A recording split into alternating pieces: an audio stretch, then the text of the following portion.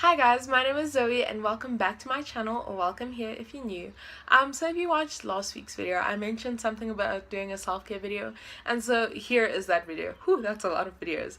But yeah, so here is a self-care video, and today I'll be sharing my top 5 self-care tips, and these aren't just generic tips, these are tips that I personally use and tips that have helped me in my self-care journey. So let's hop right in.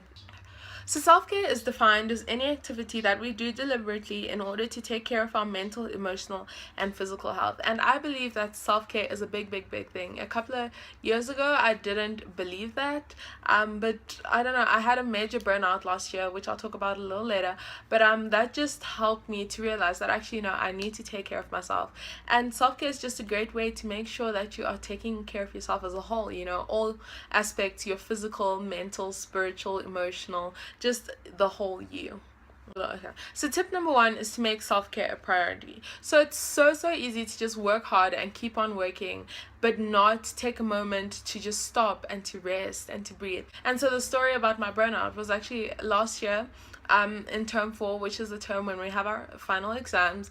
The holiday before term 4, I was just studying and working towards the exams, which is good. I was preparing, but I never gave myself time to rest, and flat bang in the middle of the exams I just had a massive burnout. I didn't want to continue writing.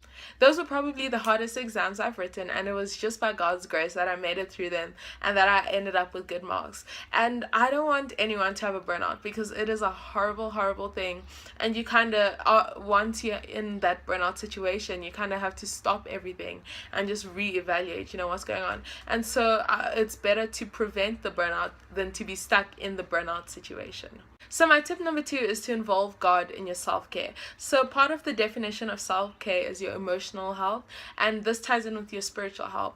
And I know a lot of people look for just peace within themselves and healing within themselves, whatever, but you will never get any healing by looking in yourself. You do not hold the answers to everything, and it's only through a relationship with God that you can find just peace that surpasses all understanding, and that you can find that true rest, and that you can just find that nourishment and replenishment that will help you to keep going. So tip number 2 is just to involve God in every single aspect of your self-care. So my tip number 3 is to set a time for yourself. So personally for me, Saturday evenings and Sunday mornings are my time just for me. And so on a Saturday evening from about 6, I stop doing all of work that I was doing, and I'll rest or watch a movie or do whatever and just replenish. And then Sunday mornings I wake up a bit later, I have a slower morning, and then I continue on with my day after that.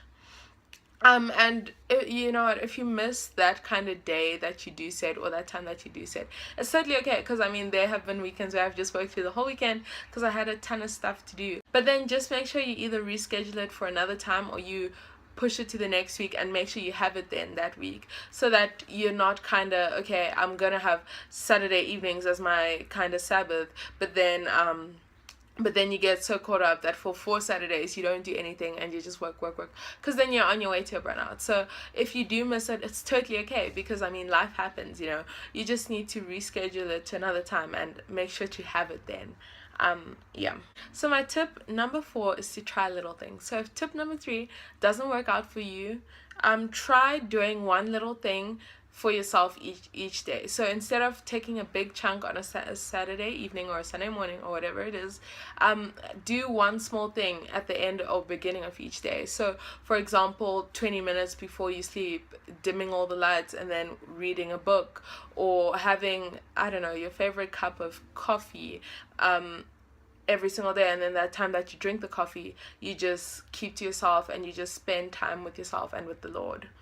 So tip number 5 is to embrace the season that you're in. How you have your self-care in different seasons will not be the same. For example, a new mom with a new baby, the only time she may have to herself is when her baby's taking a nap, and so she might only have her self-care then. Or if you're a school student, the only time that you might have to just relax and unwind is on the weekend. So do what works best for you. Okay, and so as a bonus, here are just a couple of ideas that you can do to relax and unwind in that self-care time. So you can read a book, you can take a bubble bath. Personally, I don't do bubble baths, but there's some people who do.